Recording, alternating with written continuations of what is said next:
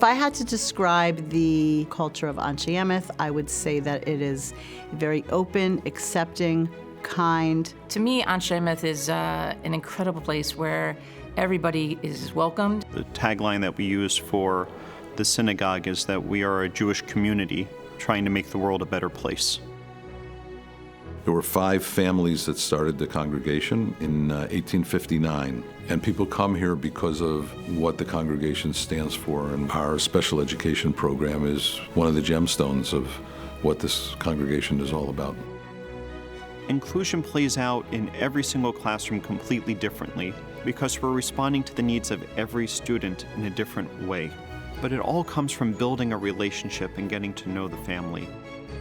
We have a very neurodiverse understanding of who comes into our classes. We have students with physical limitations, then we have neurodiverse students, we have students with learning disabilities, we have students with attention needs. From the start, the synagogue was very welcoming and very inclusive. People like Maddie who have special needs, they're not sequestered off into a special place. They're part of the community. Whatever the typical day is for the neurotypical 3rd grader, 10th grader, 11th grader, that is what the scheduled day looks like for a student that needs support. And often how we meet those needs is by utilizing some of our teen madrachim, our classroom assistants, who are often sophomores and juniors and seniors in high school. There's always a benefit in integrating everybody into the whole community and not separating.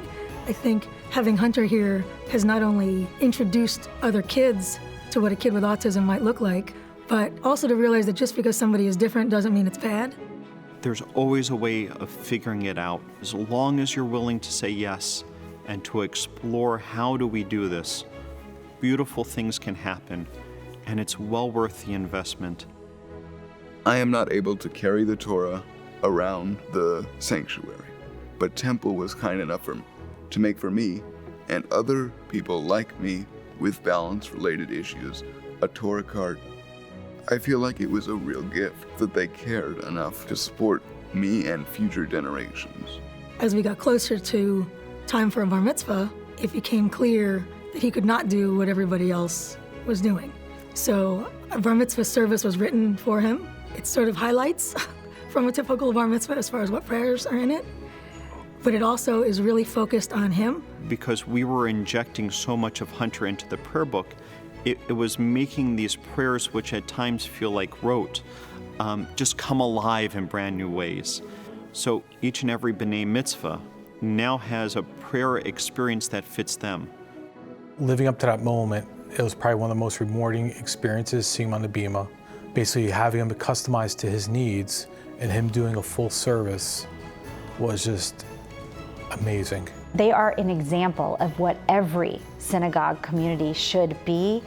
This temple can serve as a model because we can show that what we're doing works, that kids are having bar mitzvahs who might not normally have been, kids are going to religious school who might not always have been accepted, kids can participate however they can and still become part of the community here. I've gone to temple, high holidays, I've done Purim. I don't think there are too many people who are members of this synagogue that live in New Brunswick.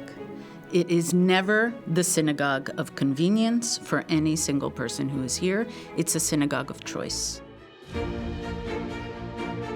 It's really an honor to be here at Anshe Emeth and to carry on the tradition that's been started by many before me. Well, I just think it's really exciting that the synagogue is being recognized for the excellence of special education. I would never, ever be without this place.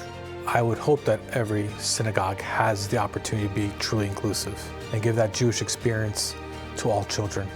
This synagogue has really allowed me to blossom, and that's the reason why I call it my second home.